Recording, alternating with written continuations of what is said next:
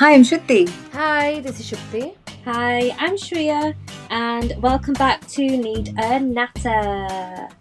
Woohoo! I'm enunciating my T's there. Natter. Yes. Natter. We're going to Natter today. How are you two, and what have we been up to? Well, we've kind of been all stuck together, haven't we? Really, for a while now. So today, Did and I went to watch the little one play football, and Yep. then He's actually the big one. he's little though. A little one. So we went to play football. We went for cake tasting for the wedding cake, Woohoo! and we ate loads of Yeah. nice cake. They demolished the plate of cake that she had.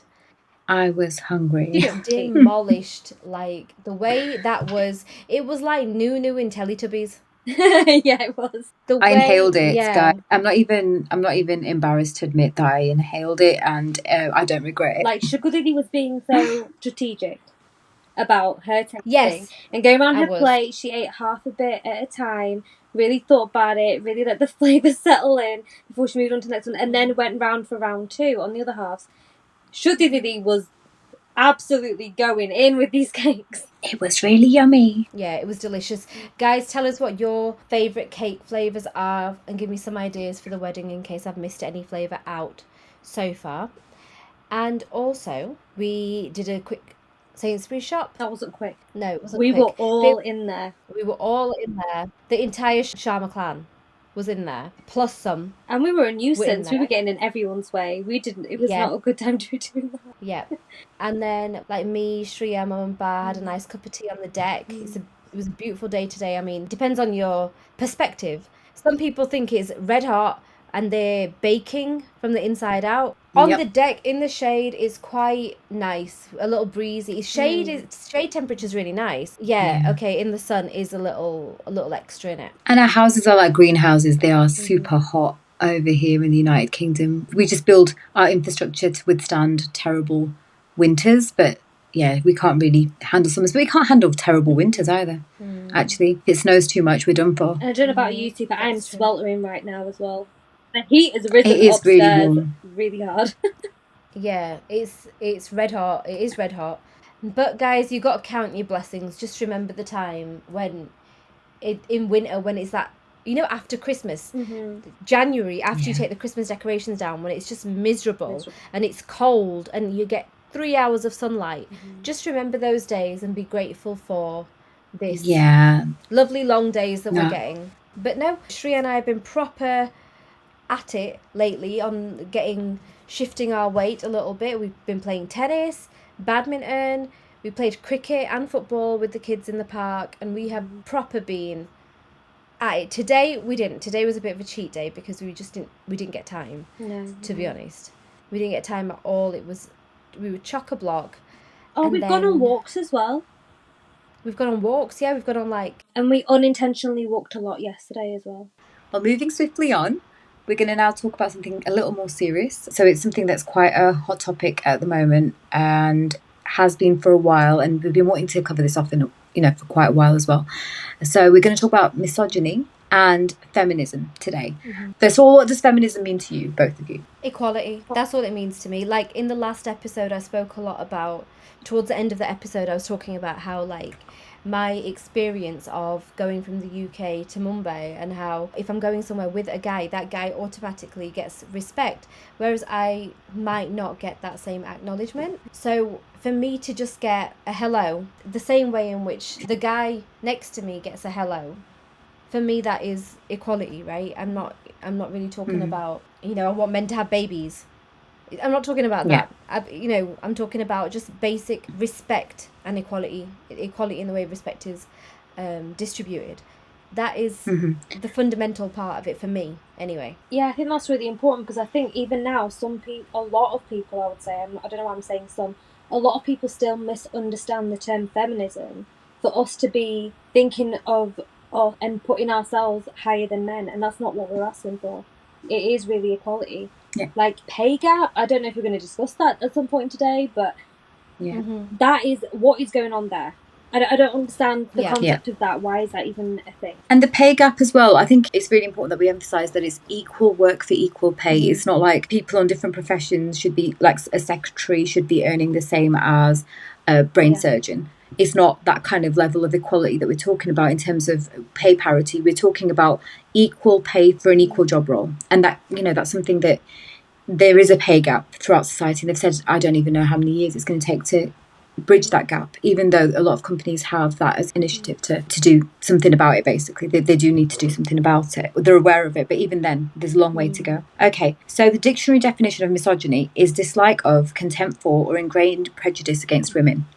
Now, this for me was something that I thought was on its way out for the longest time. Yeah, same. Like, I understood that the gaps were there, but I thought we were moving towards a more equal society and that things were getting better and that the prejudice was becoming less for the longest time. But I think there's certain things that have happened recently in the public eye, in media, that have changed my perception of this and educated me to a large degree about the prevalence of this, of misogyny, and how ingrained it is. Because I think if we go right back to the beginning, I think as children we had quite privileged upbringings in the sense that we are an all girls household, pretty much with the exception of our dad, and we didn't have gender role conformity at all, in the sense that we were allowed to be children. It was not, you are this gender, therefore you do this. I don't think it played into anything, whether it be the subjects we chose at school, whether it be the activities we did at home, none of this. Because I would say, from a personal perspective, I'm probably the least girly of the three. They do say that the eldest girl typically is the less girly of the three. But even so, I mean, I was more interested in like design technology, for example, things that maybe boys would be more interested in at school. Business studies, IT is literally what I did. I did kind of a manly subject at university as well, if you want to call it that. I did computing. I just don't think we felt it growing up at all. And my biggest rival, I would say, in terms of who I aspired to be like, or someone who I was pitted against a little bit, was a male cousin. Shout out to male cousin. I don't know if you want to be named, but shout out. I know you're listening. He knows who he is as well. He knows who he is. He knows who he is. He raised the bar for all of us. He raised the bar for us. I mean, literally, I was not doing good enough at maths. And again, we were encouraged to do maths, which was seen as a very kind of male subject. In schools as well. I remember there being a lot of girls in my class being a bit more awkward around numbers, but it was something that we had to do it, and we had to do it right. And it was never that we needed to be educated in order to have an end goal other than having a good job. It was never, you have to study hard because you're going to get a better match prospects, in terms of who you're going to marry or anything like that. It was never with any ulterior motive other than, if you study hard, you will reap the rewards later on. And that was it. We weren't pushed into the kitchen. We weren't even asked to serve drinks when guests came over. It was like nothing. I mean, especially culturally, that's a very, very big thing. I find that girls typically take on those roles. And we didn't take on any of those roles, any of us. Unless it was by choice. Wait, I do have to also say that when I decided to go to India, there was no discouragement, right? Whereas I know so many people, or so many parents of my friends, what we're talking about 10 years ago when we were all a lot younger, and you had to take permission. You weren't informing your parents that, oh, mum, dad, this is what I want to do. It was like, can I please do this? And so many friends of mine female friends would not have been able to do that, especially South Asian ones would have probably been told, do what you want after marriage. And these are words we've never been told. We were never told that. No. We all did, I think, everything that we wanted to before getting married. Like, we went on the girls' trips. Not together, weirdly enough. But separately we have. But together we've only been on family trips. But yeah, they're like girl trips anyway. But yeah, we've been on the girl trips. We've been allowed to go out, find our own feet. We've been allowed to live away from home. And again, I use this word allow. Adults should technically be allowed to do, what they find fit to do. But there is this entire system whereby a lot of adult, especially South Asian women, are controlled by their families until they're married, and then after that they're controlled by their in-laws and husbands and what like. But we never encountered anything like that. The generation before us, we did see that there was slightly more gender conformity, where you did get, women doing all the household work, disproportionate amount of household work, all the cooking, all the caregiving, plus holding down day jobs. Actually, especially with the immigrant community that we belong to, they would be doing the day jobs and doing everything that a typical homemaker would do on top of that. There was a massive burden on them. But within that, there was other social constructs such as, and we still had everything that they would have in the Eastern world, whereby the men are served food first, or the women can't eat until the men have eaten. And plus, there's a lot of ladies who don't even call their husbands by their name. They will say something else, like a term of endearment, or it would be so-and-so's father. Oh, yeah. That's still very prevalent in that generation. But yeah, we were very sheltered. We were very, very sheltered. When was the first time that you guys encountered any kind of disparity of this nature? Or did you first think that, oh God, there is something that's, I'm not quite equal? I think we just spoke about this between us not that long ago, but when we were really active with the dance academy and we'd perform, I always found that the boys who were dancing got more praise, purely because it's unusual.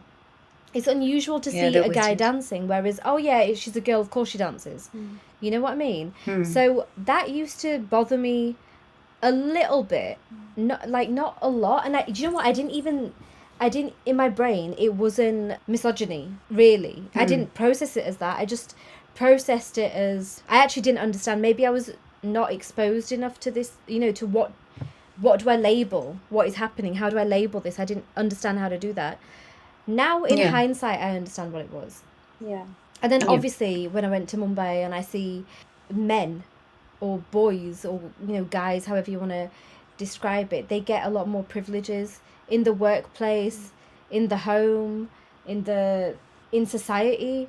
In so many ways, they get more privileges. That is what has taught me what I was experiencing earlier in life, that, oh, this is what was happening, because it happens more consistently. In India, for me anyway, it happens more consistently, so I've been able to identify what it is. Yeah, I think for the first time that I encountered it, that I saw that there was a slight difference in the way we were brought up, was when I went to university and I met a lot of people from the South Asian community. There was that sisterhood that started developing, but then it was more about women's safety more than anything else, because I think that was never at the forefront of my mind.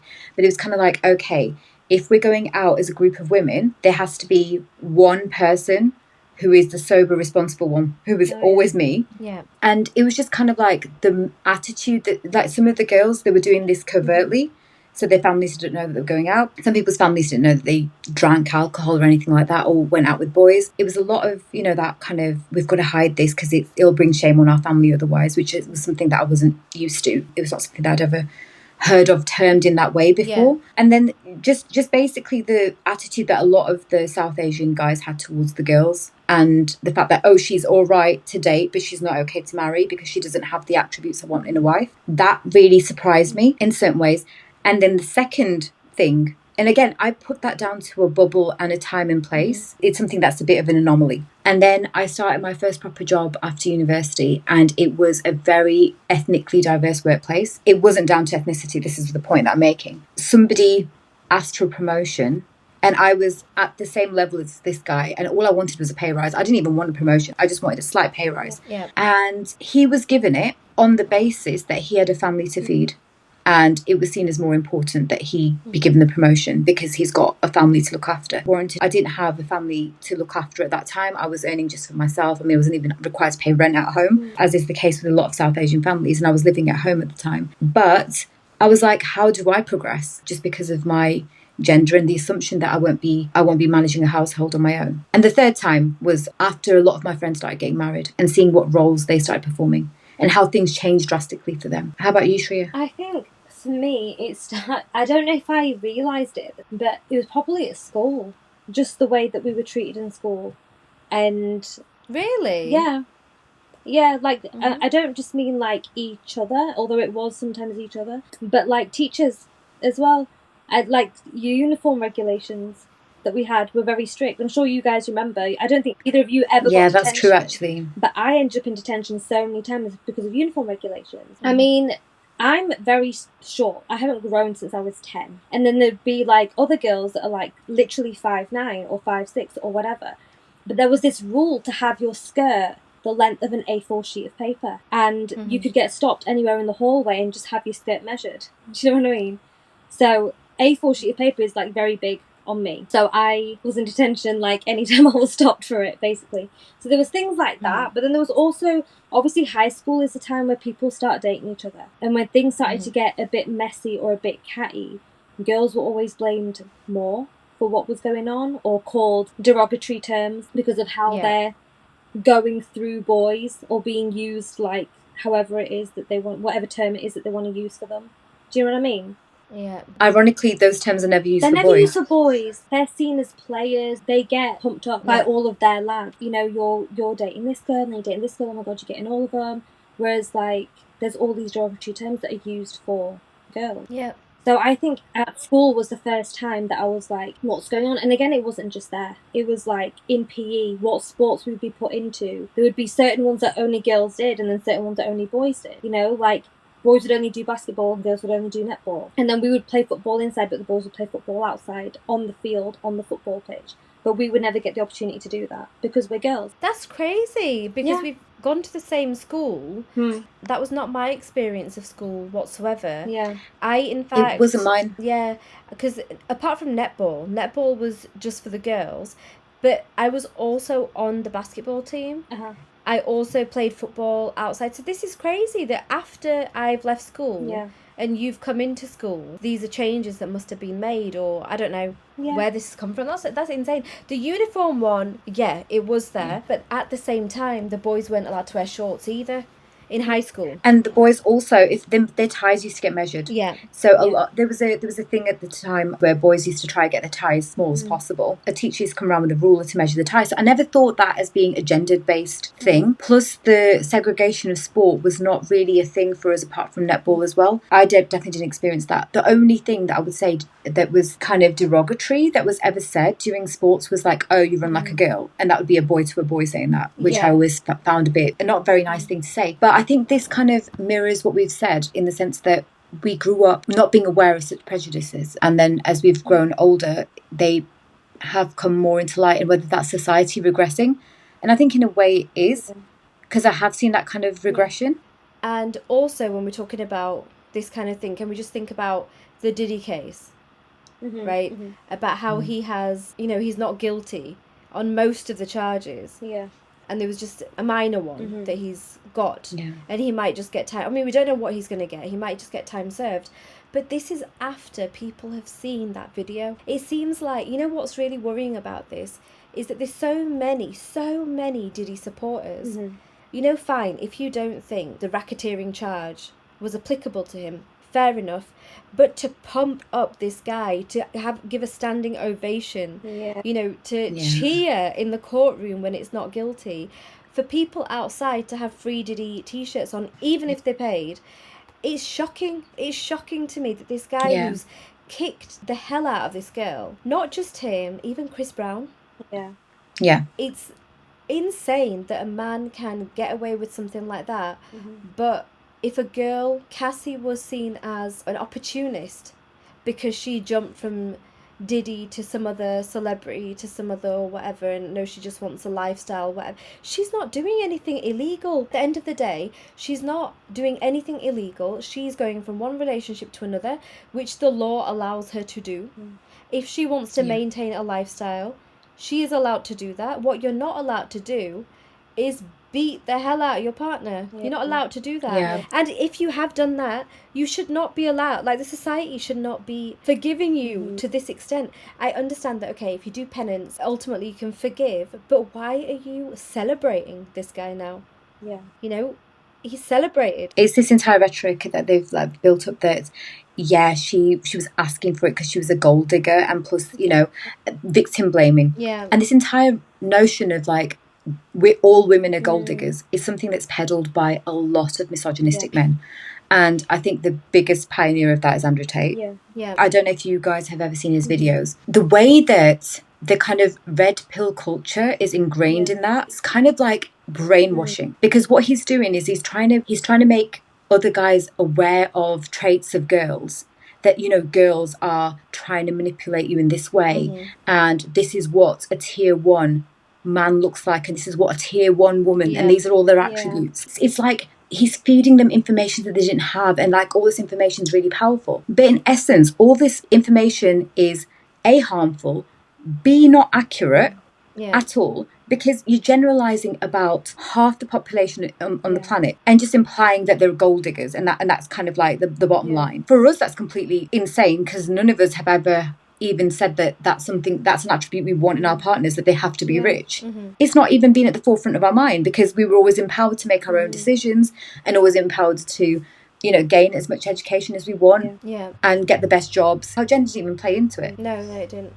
But this entire notion that you're not a top tier female if you're not submissive, Yeah. if you're not feminine, if you're not young, the age thing features in it so much, is actually despicable, because they always say that your value, a high value woman, is someone who marries young and is able and willing to give birth to children. That's almost like the sole purpose of being a woman, which is so damaging. A, not every woman wants to do that. Secondly, not every woman wants to do that in their early 20s. What's more damaging about this is it's not just people who, I don't know, you'd expect to be age appropriate to be listening to this, so they can kind of listen to it and have, their own argument, or, if they're agreeing to it, it's because of an informed decision that they're making. But children listen to this guy. Children are listening to this guy, and they're getting brainwashed at an age where they're really impressionable. We've all seen adolescents. Yeah. Things like that happen because of rubbish like this that is put out there. Yeah. And it's accessible. Yeah. The reason that adolescence wasn't as shocking to me, even though the actual premise of it is very shocking, was because I am involved with primary school over here in the UK, which is the equivalent of, I think, elementary school in America for international listeners. So very, very young children under the age of 11. And they have found that a lot of the boys are harboring very, very harmful and negative stereotypes about women. So in the classroom, what people are now seeing is that there's a very distinct gender divide. And whenever there's an argument, the boys turn to the girl and saying, "Oh, why don't you get back into the kitchen where you belong?" Oh my gosh. And things like that. And we're talking about little boys under the age of 11. And that's not anything that I ever came across as a child growing up. And the fact that that's happening now, after all the kind of gender equality battles that we've fought as women, is shocking. There's an entire additional layer to this, where there's other narrative that's being spun, that women haven't contributed enough to society, that women are not leaders, they're followers, without explaining or without even thinking about the rational thing that, okay, women were prevented from having full education, they're prevented from having jobs. So this is like basic education, forget higher education. They were prevented from having basic education, they're prevented from having certain jobs. How could women be innovators when they couldn't even vote? Yeah. And irrespective of that, women have, when they've been given the opportunity, they've innovated. They exceed men in education. The shocking thing is, on a global scale, they're saying that girls outperform boys academically. Yeah. However, when they then follow it up in 10 years' time and look at who's in employment, especially in senior management positions, those girls are gone. Yeah. They're gone. They're not there anymore. There was actually an Indian celebrity recently who is not really known for being the smartest cookie in the tin. However, she said something like this recently as well, that where have all those girls gone who I went to school with, who were at the top of the class? Where are they? They're not working, they're not in employment, they're not the head of any company or whatever. The guys are, and the guys generally were the people in the back of the class messing about. Exactly. And the thing is that, yes, I agree that having children is a setback. Like when you do have children, you lose about a year worth of work. In the United Kingdom, when you're allowed to have like 1 year's maternity leave, you're not in employment for that 1 year. So it's almost like a gap in employment. So say I've had 2 kids, I should be 2 years behind the average male. And I'm not. Like, I've seen guys who are my age, of my ability, overtake me and succeed in their own way. Not saying that I'm not doing well. I'm like probably a poor example in this case, because I think I'm not doing too badly. But I have seen that, with very little effort, a lot of men are able to get ahead. And I think a lot of that's also to do with the fact that women doubt themselves more as well in the workplace, because of this notion that men are superior and somehow a guy's opinion or his take on certain things or decisions in a business matter are superior to yours. Even if they're not. I mean, like, I know in my head that they're not, but if a guy speaks louder than me, am I going to instinctively feel that I can fight back and say, no, what, my argument's stronger? Maybe now, but definitely not when I was younger. And also, to feed into this, it's like any woman who then does make it to the top or is in any senior management level, any decisions that she makes, or if she's like some type of way and not, like a friendly, like not a girly kind of personality or whatever, or not like that at work, she's seen in a negative light. She's not seen as someone who's just decisive and doing her job and doing her role. She's seen as someone who's like dictator almost at work. Do you know what I mean? Yeah, this is what I've spoken to you guys about, like in the last couple episodes I spoke to you about this, that I feel like I've had to change my persona in the workplace to be more stern. And you know what? I know I personally suffer heavily from imposter syndrome. Heavily. Okay, and I'm putting it out there so that people understand that this is a problem that women actually deal with. Not just me, a lot of girls in my friend circle as well. They're always doubting themselves, and this doubt, even if a guy has it, they never say it. I feel like we're subjected to it as well. I've seen in the workplace so many guys make horrible decisions are not good at their job at all, like are terrible at their job, but they do it with so much confidence. They have that confidence in themselves, and they will mess up confidently, and then at the end of it, they'll laugh it off. Yeah. And it's no skin off their nose. Yeah. And it's like as if it's no skin off their nose, there's no slap wrist for it. There's nothing. There's no responsibility that has to be taken.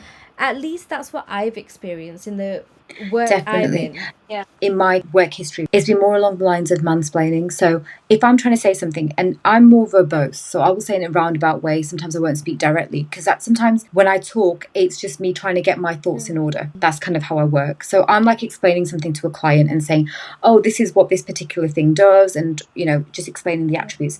And I'll have a male colleague literally push me aside and start mansplaining it and saying, what she means is this. Gosh, mansplaining.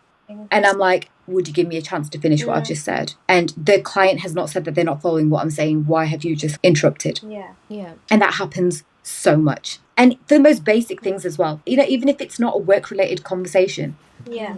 I sometimes get that. Do you know what else? Now that it's just going in this direction, I'm kind of just going to take the conversation here. Again, back to my kind of work. When people are writing roles that women are supposed to be playing, it's about a woman. Yeah. Men end up writing that part, because even though this character is somebody who is a woman, is female, is going through, I don't know, something like her period or whatever, a man will write that role when they don't have any clue as to what that feels like, and they never will.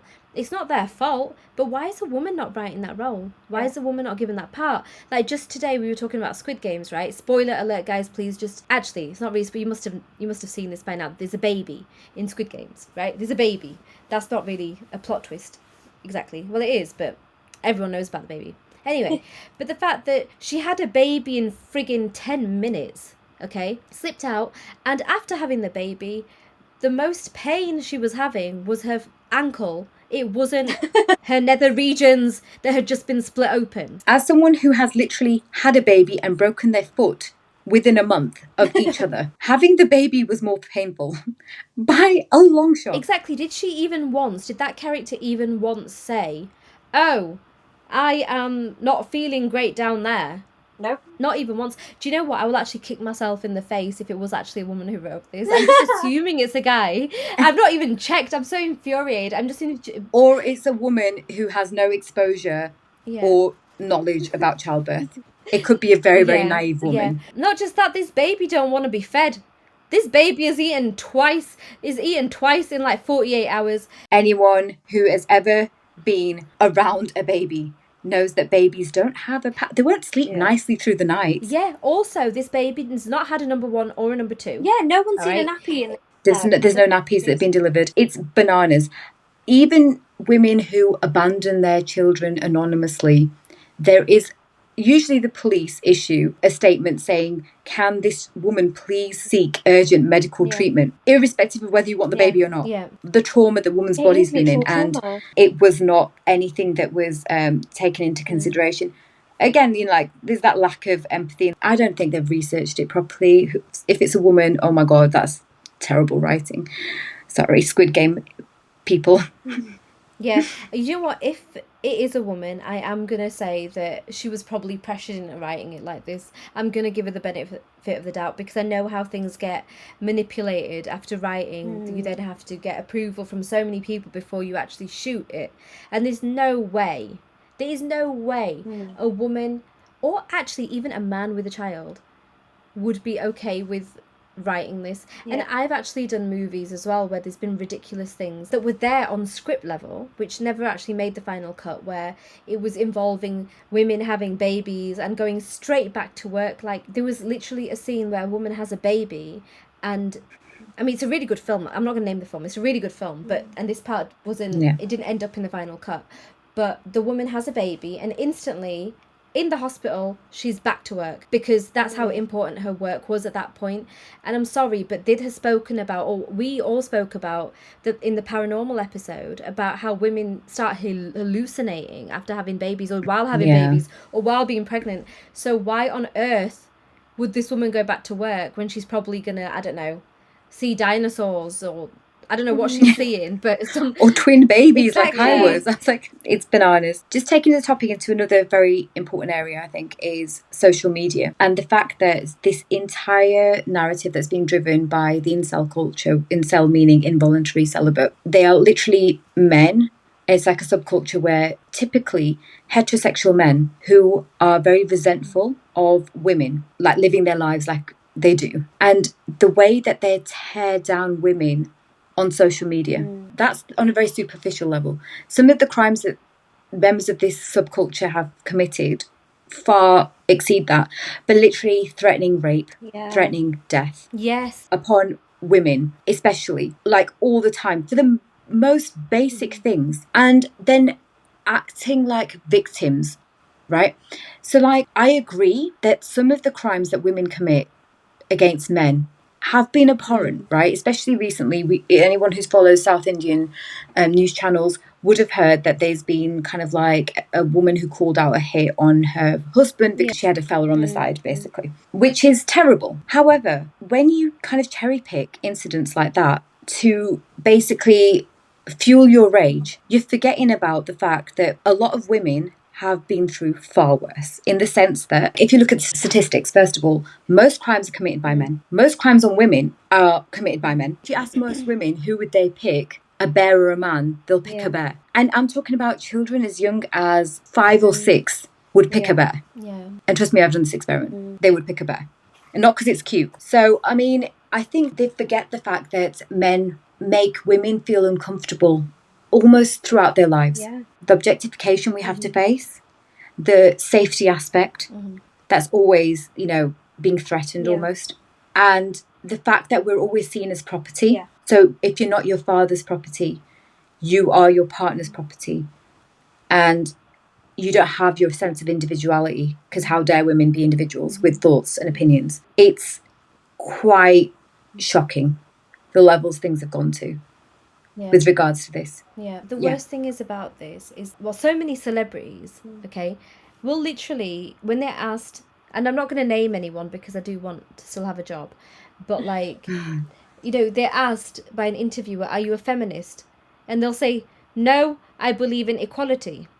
Yeah. What's feminism then? Yeah, what are you talking about? Like, so I would suggest to people, anybody who's listening, I know we're still quite new, we still have a new audience and whatever it is, but I would suggest to anybody who's listening, don't listen to celebrities about topics that matter. You want to listen to them about fashion, about makeup, about holidays, about what kind of cake you should be eating from where. You do that. But issues that affect your life in a massive way, do not listen to them. Read about it, make your own decisions. Because frankly, people the rich and the famous, they live in a different world. Okay, it's a different world entirely that they're able to create themselves, so they don't deal with the issues that we do. Flatmate, actually a previous flatmate of mine, actually said to me she personally doesn't know a single Indian girl who's not been touched inappropriately. I would say that's true almost throughout the world. Yeah. Unfortunately. I would say that experiences that I've had like that have almost always been abroad, though. I would say I've always been my safest in the UK.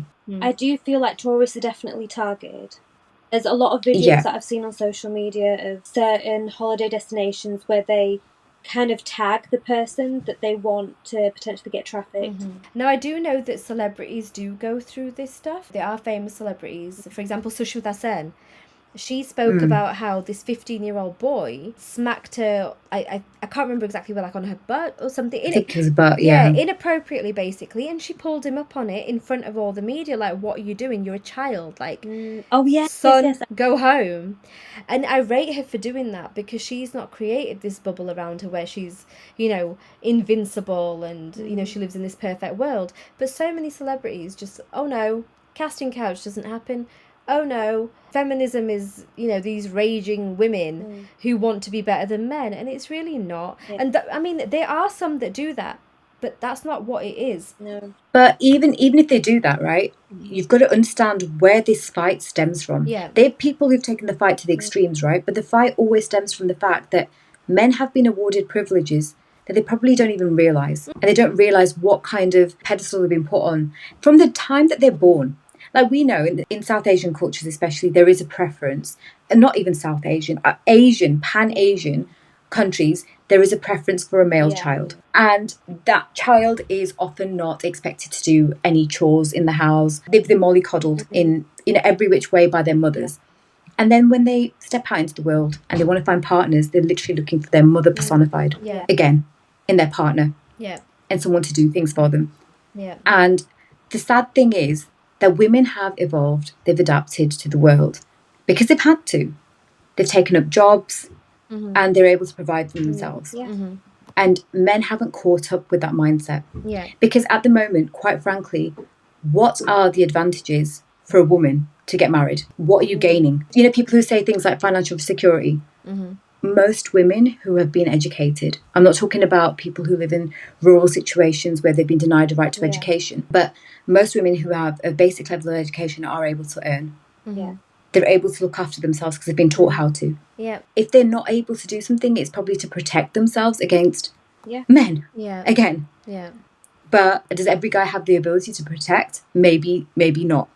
So again, what's the advantage apart from giving birth? And then after you give birth, there's this entire, you must have seen the stuff online where they are mostly men commenting on women's bodies after they've given birth and said, this is so ugly. This woman is past it. She's so unattractive now that she's given birth. Ruined. Literally the men who are trying to get women to give birth to children are then ridiculing women who've given birth to children. It's just a never-ending cycle of this kind of male narrative that's been spun around women. Yeah, and I think we have actually spoken about, just between the three of us before, that if, for example, things like periods, childbirth, or any other issues that involve just women, if that happened to men, they would be pain-free by now. Something would have been done about it to make sure that they didn't go through that pain, didn't go through that. Definitely. Medical care, medical advancements have not been on the side of women at all. They've only just started testing period products on menstrual, with menstrual blood. Isn't that so bizarre? That's insane. Yeah, there's not a woman sat on that panel discussing this. Women aren't being brought into conversations like this, so how can they contribute effectively if they're being sidelined and mansplained out of commentary like this? I just have to quote friends here. Rachel Green, no uterus, no opinion. Yes, exactly. Very true. Anyway. I think a lot of men, one thing they can't take is that the ball is in the woman's court now. In the Eastern world especially, men outnumber women considerably. Therefore, the power lies in the hands of the women in terms of who she gets to pick. And so it's ironic, the fact that men are talking about high-value women all the time. These high-value women who are young, who have had very few sexual partners, for example, and they are looked at high value. Whereas, who are the high value men? How do you define a high value man? And Shreeya and I were talking about this earlier, that there's a very popular website, I think in China or somewhere, that have said a high value man is equivalent of a mid-tier woman. Oh yeah, I've heard about this. Yeah. It's basically a man who can take care of himself without someone else helping him. Yeah. This is a man who can take care of himself, which is basically what women can do all the time. Yeah. You're like, we're raised to do that. Yeah. This hatred towards women is very ironic to me. Mm-hmm. But one thing I have heard a lot of guys say is, you know, you have all these degrees and you have all these achievements. That doesn't mean anything to men, because all we want to do is look after you, is look after a good girl, whatever that means. Which women subscribe to this? It's usually the really young and naive, and those are the ones that have been preyed on. All right, so let's start talking about how men also, well, certain men, not all men, those men that we're talking about today, feel the need to discipline women when they feel like we have gone off track or do something that we're not supposed to be doing. Making our own decisions is a big one for these particular men that we're talking about. They think that we should be disciplined by one way or another, whether that be physically abusing those said women at home or out in the streets, thinking that, oh, hold on, she shouldn't be out here wearing this, that and the other, let me discipline her, someone that they don't know. Or their daughters. It gets as far as honour killings, that I'm sure everyone's have an idea of honour killings now as well. I would say there's a lot of victim blaming. I think that's what the problem is, that they will say, oh, she got raped because it's her fault for wearing what she First did. thing that they'll say is, what was she wearing? And it's like, you do What was realise she it wearing? happens to children while they're wearing pyjamas in their own beds. Babies. You know, And, in hospitals. and the elderly. The elderly as well, And yeah. the elderly, yeah.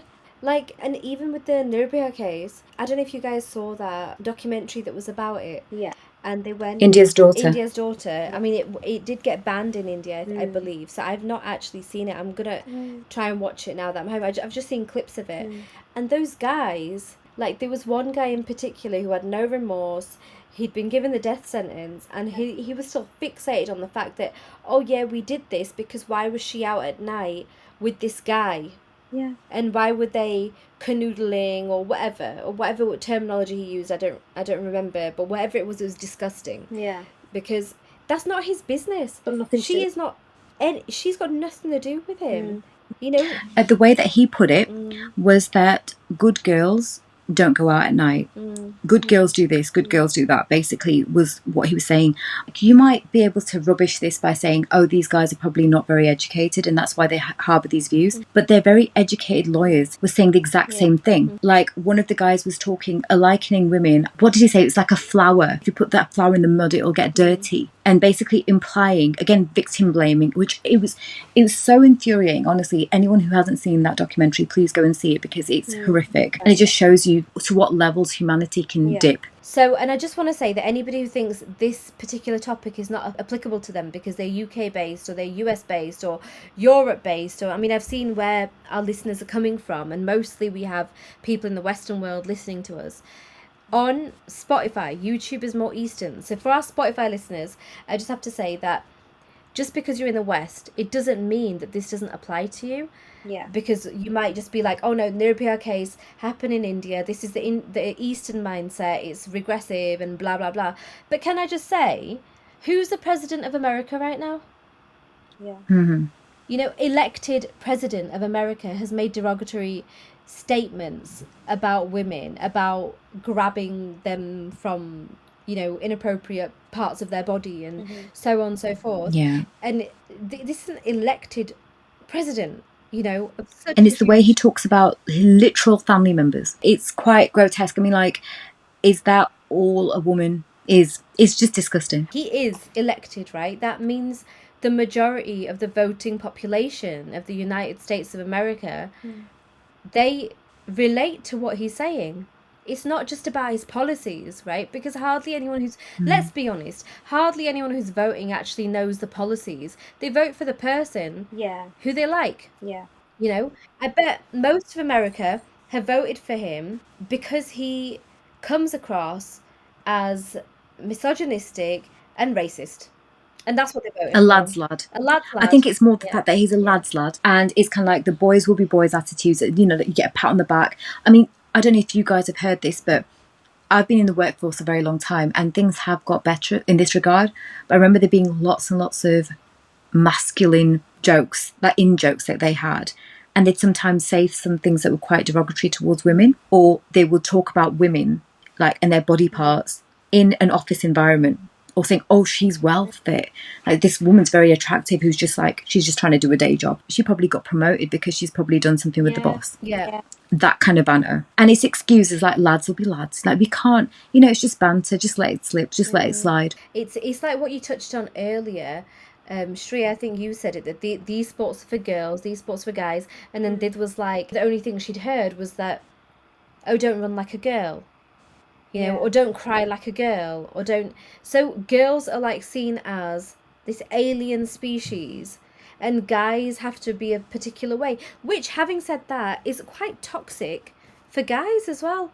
That they're not allowed to. It is. They have to be a particular way. They're not allowed to cry. They have to be the breadwinner. They have to go out and get a job and, do the best. They have to, like, for example, if we think about now the Menendez brothers. The Menendez brothers were put under so much pressure because their parents, I mean, I'm not saying what they did was the right thing. It was awful. That entire family was a mess. It was a mess. But it stemmed from the dad putting a ridiculous amount of pressure on his children, spoiling them first. I mean, they were brats. But if they'd not been raised in this way, where you have to be the best tennis player, you have to be the best student, you have to go to this university, you have to become the president of the USA at some point, if that pressure wasn't put on them, they probably wouldn't have done what they did, innit? Those two. Yeah. Very, very true. It's because of these gender roles that have been given, and God knows who decided this. It was men or it was God. That's the real thing about it. Like, where does the misogyny come from? Where does this entire thought process that a woman is inferior to a man come from? And is it religious? Does it come from religion? Or is it completely man-made to, like, have men create these rules just to make themselves, in charge of everything and make women subordinates to them? There's also, like, over time, when you look at history, there's a lot of women that have been forgotten as philosophers, as scientists, as teachers of male leaders who became very big, who have completely been forgotten and disregarded. I mean, we have this term that behind every successful man is a woman, but we've actually forgotten who those women are. Completely. They've been erased from history. Completely. It's like, you look at history books and what you're taught at school, and where are the successful women? Do they just not exist? Like, you've got to be kidding me. Of course they did. Yeah, but Shree's right. That statement in itself is problematic. They're behind every. Now that you've said it, right, and it's only just clicked to my mind that behind every successful man is a successful woman. Behind, not in front, not beside, not holding the hand of. Behind. And I feel like that statement has been made by someone who wants to make sure that women are behind. And there's no saying for successful women. There's no such saying. And that's why those women have been forgotten, because they've never been celebrated, right, in the first place. They haven't. If anything, it seems as though women have been continuously kind of oppressed and being hidden from society because they're seen as, it's my possession. She's my possession. She can't be seen out in the world, and why should she be celebrated in any way? It's that kind of notion of control. This also reminds me, just yesterday I saw this thing again on social media. This is again in the Eastern world, and that's just, I think that's just how our algorithm works. I mean, we belong to both sides, right? But it's again on the Eastern side. There was this man who murdered his daughter for the reason that she was providing him with money by working. She had a job and she was bringing back money into the family, and people in the community used to taunt him, saying that he's living off his daughter, and he was so ashamed he killed her. And I think the shocking thing about that one for me was the fact that I assumed, if I'd not heard anything else, I would have said, oh, it's probably some aggressive man who's living in a village. He wasn't. He was living in one of the most up and coming towns in India, and his child was like this national level tennis player. That's how she was providing the income. She was giving, like, I think, tutorials online. She started classes and she was making reels. She was training. And he couldn't handle it. He couldn't handle her success. If that was his son, then it wouldn't have been the same thing. It's like, oh, look how good my son is. Like, I don't have to do anything. I can rely on him. He's such a good son. Now, just coming back to the point that you made about the religion thing, all right? Now, I need to just rant about this for a while, so just let me have it. Okay. Okay. Basically, The floor is yours. Yeah, thank you. So basically, religion anyway is a man-made concept. Yeah. Okay, right? It's a man-made concept because no one living as of today is a prophet that we know of or whatever. So everything that we have right now is man-made because we are relying on a man having written it or whatever, or passing it down to us or whatever. Personally, I don't believe that religion, in essence, is something that can be, or at least the religion that I follow, okay, can Yeah. be misogynistic. But I do believe that the men, and I'm saying men specifically, it might be some messed up women as well who've got a part to play in this, have manipulated things over the years to make it seem misogynistic. Now, the two of you know, and everybody Mm. who knows me knows that I have a obsession with the Mahabharata. Obsession, Yeah. like ridiculous obsession. And I have read transcripts of different versions of it. You know, the majority of the transcripts, anybody who knows the Mahabharata would know that typically a person will say the reason why this massive war happened in, you know, the history of our religion, there's a big war that happened between these two families. The reason why that happened was because one of the wives mocked the dad of the cousin for being blind. And that's why he wanted his revenge, and all the blame was put on her. But when you read the transcripts of the original documents, not even the original documents, because the religion is so old, it's basically transcripts of different versions that have come out. That's actually not written anywhere. That part of it, Yeah. that it was her fault, is not written anywhere. He was laughed at. He wasn't laughed at because his dad was blind. He was laughed at because he fell in a pond. And he wasn't laughed Mm. at by her. He was laughed at by his other cousins, Yeah. who he then got Yeah. mad about. Male cousins, right? He got mad that his male cousins were laughing at him. He got mad about that. Then he wanted to get revenge. The wife wasn't even there. And that's actually what's happened. So over the years, what has happened is that to keep your women in control, you know, if you talk out of turn, big wars Look what happened. happens. Yeah. Yeah. If Yeah. you step out in public, you might get kidnapped. Yeah. You have to stay behind this boundary. If you know we talk about the Ramayan, you have to stay behind this Yeah. boundary that your younger brother-in-law sets for you. If you step outside of that, you're going to get kidnapped. Yeah. It's all about this notion of control. And the thing is that even religions that started off and their primary purpose was to, preach equality, even they are victims of, this misogyny Yeah. now. Even it's crept into their cultures and everything. And I think it's distorted culture which people then misrepresent to be religion. Because I think in essence, what is religion? Religion is about wanting to control a group of people. But as soon as like one gender got slightly the upper hand, it became about controlling the other gender. If the religion is in the hands of people of an elite class, then they want to maintain their class and everybody else is their subordinate, and therefore they can treat them however they want. Is that kind of notion, I think, unfortunately, what religion has now become. So it's very hard to, I think, pick apart, the way that genders are being treated from like religious Yeah. texts, Yeah. even if that's the truth, because of the distortion of the interpretation of those texts or Exactly. the behavior of the followers. Yeah. No, exactly. And And I think, again, Shreeya, you and I think we were talking about earlier as well, the impact on women, like how many women are subjected to domestic Yeah. violence, for example. You were talking about FGM Yeah. as well. It's all about control, and it's all, like in the guise of Yeah. religion, in the guise of a say, because no religion could ever, I don't think, say anything like that. yeah. Willing to be proven wrong by anyone, but I don't think that. I think this is an interpretation. Yeah. I think Oh FGM yeah, is like one of the absolutely. most wicked ways to try and control your women. I mean, it's not a culture that we're familiar with. I've only become familiar with it and more knowledgeable on what actually goes on in the past few years. But the fact that they're little girls, little girls who Yeah. are Yeah. like have their parts cut off and then stitched Yeah. up so that they are Yeah. a Yeah, gift for their husband, who then yeah, ceremoniously cuts them open on their wedding night. It's That is just disgusting. yeah, like, Yeah. no, that's not okay.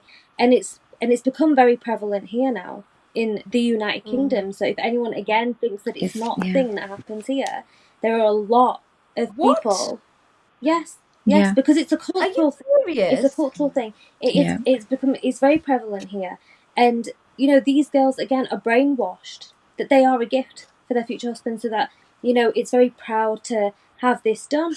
Like, And the brainwashing has to be done. The brainwashing has to extend to women because women typically are the religious followers. Like they follow religions more than men. So basically they say that it's really important. And a lot of religions, they say that the religion that your wife follows is very, very important because she's the one who's going to be passing it down to the children. And typically in families, who does their day-to-day religious rituals? It's always the woman. It lies in the hands of the woman. And it's about up to her to motivate the rest of the family to do, you know, all these things. And then obviously, I mean, we've got loads of social ills, again, in the guise of culture, which prevent girls from being born. So obviously in China you had the one child policy, which led to a lot of girls, you know, selective sex abortions. Similar thing happened in India, again, because people didn't want to pay dowry. They abort female fetuses, or worse still, when the baby is born, they will sometimes dig a grave and bury, you know, they'll bury the baby alive. That does happen.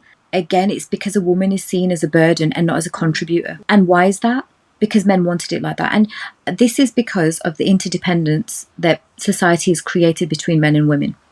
So society can run successfully if everyone obeys the laws of the land the way that they were created, right? So if the man is the provider and the woman's the homemaker, the man is dependent on the woman to make his home, to, you know, to do domestic chores, and the woman's reliant on the man for money, for, you know, survival basically.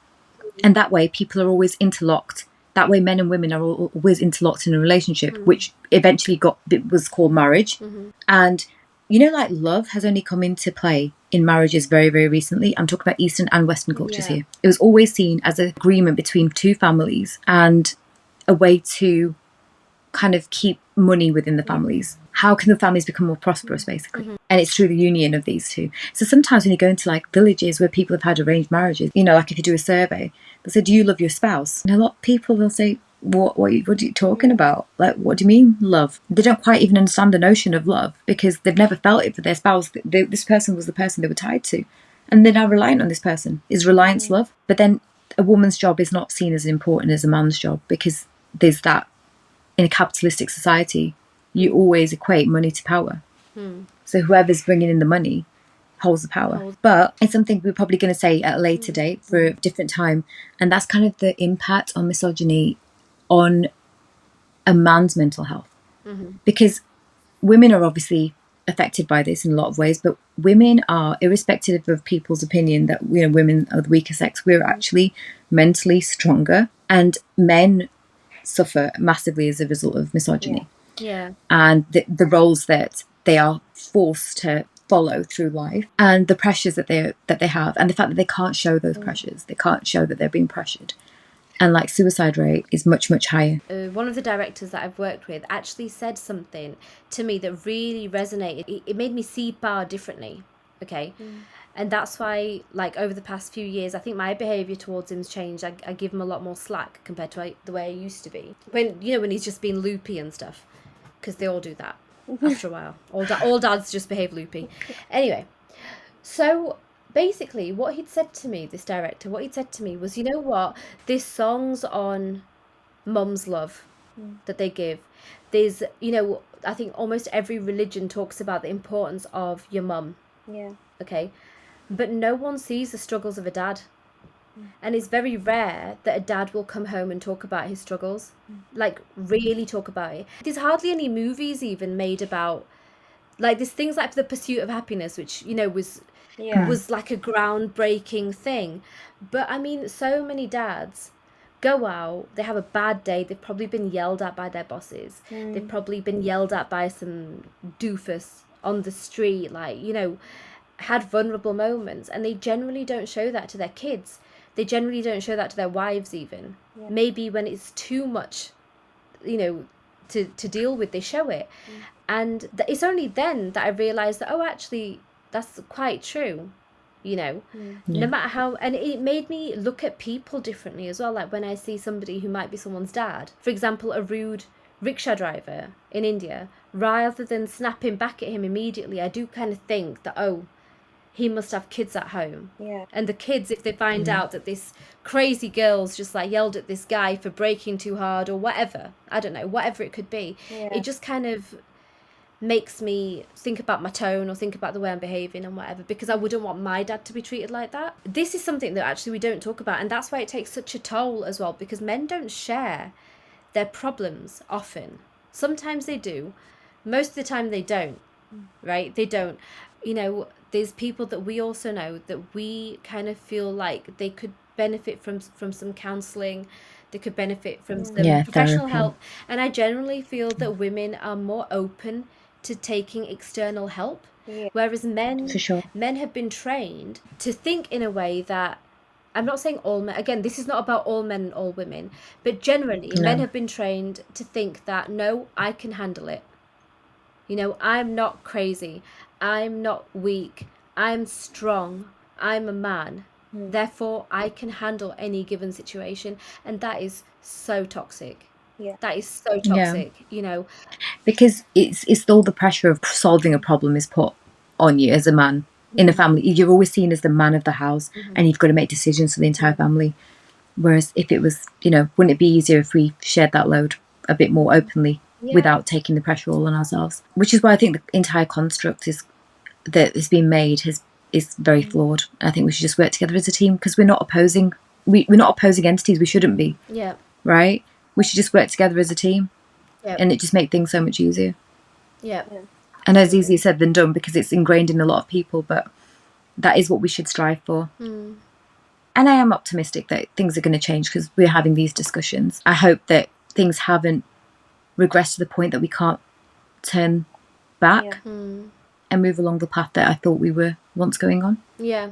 I think we do need to start thinking about things like, who are we supporting, who are we voting for, whose music are we listening to, whose movies are we watching, who are we empowering through these small decisions that we're making, and who do we want as representatives of society for the next generation. We're still fighting a battle, and by we I mean men and women both, right? You know, to kind of break out of the conditioning. But I think we have to be more responsible. Like, you know, what are you listening to on your playlist? What are you listening to? Who are these people? And are you empowering them? Because each play generates money. Each play whether you know it, whether you like it, whether you don't, it doesn't matter. That's the truth of the matter. Every single time you play something on YouTube or on whatever platform, after a certain amount of people, that is generating money per hit. And you're endorsing that mindset. You're endorsing what they're saying. That's what I mean by it, that you're empowering that person, therefore you're endorsing it. That person's bit like, it's, again, I'm going to come back to what's happening right now in, you know, popular culture. The Diddy case, Chris Brown, Kanye West, you know, God knows how many more people are going to come out of the woodworks, you know, soon enough. But the fact that they're getting away with behaving like imbeciles, frankly, you know, just completely, you know, uncivilized, completely ridiculous, you know, ridiculous is the way they're behaving, and it's coming out in the open, yet people are still subscribing to their rubbish. They still subscribe. You know, I even now, sorry, just to say, R. Kelly is behind bars, all right? He's in prison. People, and I'm saying celebrities, who, it matters what they're posting on their Instagram. It matters because kids are looking at that. Celebrities put R. Kelly's music on their stories just because it goes. Just because it goes with their story. Like, how many kids are watching that? How many kids are now going to look up R. Kelly? How many people are going to start idolizing him and more people like him? And again, I'm not saying that there's not a space for forgiveness. There's space to forgive everything, but you don't have to celebrate that person. And I was going to say, Chris Brown's a repeat offender, right? So first of all, he battered Rihanna. Everyone saw the pictures. And then he did it again in the United Kingdom to, I think one of it, was it a producer or someone that he beat up? Or a club or something. Yeah.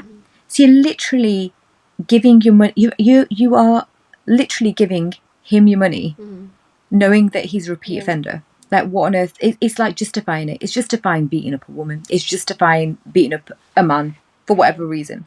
It justifies it. Yeah. No, it does. And that's not justifiable. It does. But on that note, I think we should wrap it up. However, it is Intense. one that we clearly care a lot about. It seems like there's no issue that we're just dilly-dallying over. We clearly care about all of it. Yeah. Everything. We do care about all of it. Even the internet stories, even the rabbits, the bunnies. We do care about the rabbits. But that goes without saying. But I mean, even nattered on about the internet stories for so long as well. That took me ages to cut down to whatever length it was, and that was still over an hour. So let's wrap this one up. Moral of the story, guys: think about what you're endorsing. And we're not enemies. Women and men need not be enemies at all. Yeah. We like men. We like women. We like you all. Yes. And just be kinder to each other, please. Until next time. Adios. See ya.